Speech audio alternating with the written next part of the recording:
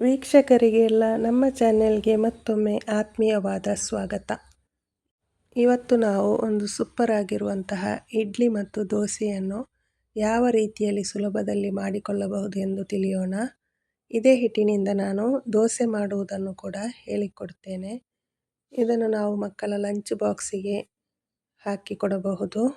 ತುಂಬ ಕ್ರಿಸ್ಪಿಯಾದ ದೋಸೆ ಕೂಡ ಇದೇ ಇಡ್ಲಿ ಹಿಟ್ಟಿನಲ್ಲಿ ಮಾಡಬಹುದು. ಈ ದೋಸೆ ಆಲೂಗಡ್ಡೆ ಬಾಜಿ ಜೊತೆ ತುಂಬ ಚೆನ್ನಾಗಿರುತ್ತದೆ. ಹೋಟೆಲ್ ಸ್ಟೈಲಿನ ಮಸಾಲೆ ದೋಸೆಯ ಫೀಲನ್ನು ಕೊಡುತ್ತದೆ. ಬನ್ನಿ ಹೇಗೆ ಮಾಡುವುದೆಂದು ತಿಳಿದುಕೊಳ್ಳೋಣ.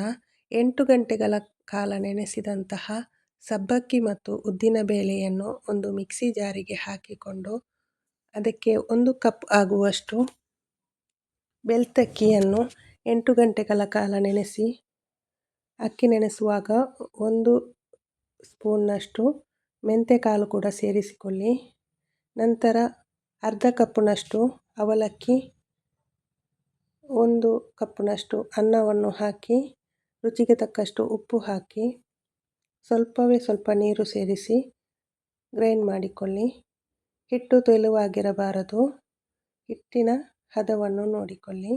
ಈಗ ಒಂದು ಸೌಟು ತೆಗೆದುಕೊಂಡು ಎಲ್ಲವನ್ನು ಮಿಕ್ಸ್ ಮಾಡಿಕೊಂಡು ಗ್ರೈಂಡ್ ಮಾಡುವಾಗ ನಾವು ಅಡುಗೆ ಸೋಡಾವನ್ನು ಕೂಡ ಒಂದು ಅರ್ಧ ಟೀ ಸ್ಪೂನ್ನಷ್ಟು ಸೇರಿಸಿಕೊಳ್ಳಬೇಕು. ಮುಚ್ಚಳ ಮುಚ್ಚಿ ಹಾಗೆ ಇಟ್ಟುಬಿಡಿ. ಬೆಳಗ್ಗೆ ಎದ್ದಾಗ ಹಿಟ್ಟು ಈ ರೀತಿಯಾಗಿ ಬಂದಿರುತ್ತದೆ. ತುಂಬ ಚೆನ್ನಾಗಿ ಹಿಟ್ಟು ಬರುತ್ತದೆ. ಈಗ ಒಂದು ಇಡ್ಲಿ ಕುಕ್ಕರಿಗೆ ಎಣ್ಣೆ ಸವರಿಕೊಂಡು ಒಂದೊಂದೇ ಸೌಟು ಹಿಟ್ಟನ್ನು ಹಾಕಿಕೊಳ್ಳಿ. ಇಡ್ಲಿ ಕುಕ್ಕರ್ನಲ್ಲಿ ನೀರು ಬಿಸಿಯಾಗಲು ಇಟ್ಟುಬಿಡಿ. ಎಲ್ಲ ಪಾತ್ರೆಗಳಿಗೂ ಎಣ್ಣೆ ಸವರಿ ಹಿಟ್ಟನ್ನು ಹಾಕಿಕೊಂಡು ಇಡ್ಲಿ ಮಾಡಲು ರೆಡಿ ಮಾಡಿಕೊಳ್ಳಿ. ವೀಕ್ಷಕರೇ, ನಿಮಗೆ ನಮ್ಮ ಚಾನೆಲ್ನಲ್ಲಿ ಬರುವ ವಿಡಿಯೋಸ್ಗಳು ಇಷ್ಟವಾದರೆ ನಮ್ಮ ಚಾನೆಲನ್ನು ಸಬ್ಸ್ಕ್ರೈಬ್ ಮಾಡಿ, ಸಪೋರ್ಟ್ ಮಾಡಿ. ಹಾಗೆಯೇ ಈ ವಿಡಿಯೋಗೊಂದು ಲೈಕ್ ಮಾಡಿ. ಈಗ ಎಲ್ಲ ಪಾತ್ರೆಗಳಿಗೂ ಹಿಟ್ಟನ್ನು ಹಾಕಿಕೊಂಡು ಇಡ್ಲಿ ಕುಕ್ಕರ್ನೊಳಗೆ ಇಟ್ಟು ಬೇಯಿಸಿಕೊಳ್ಳಿ. 10 ನಿಮಿಷವಾಗುವಾಗ ನಮಗೆ ಇಡ್ಲಿ ಬೆಂದಿರುತ್ತದೆ.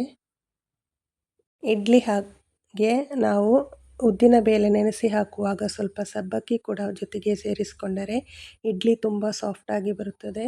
ಮತ್ತು ಇದನ್ನು ನಾವು ದೋಸೆ ಮಾಡುವಾಗ ದೋಸೆ ಒಳ್ಳೆ ಕ್ರಿಸ್ಪಿಯಾಗಿ ಬರುತ್ತದೆ.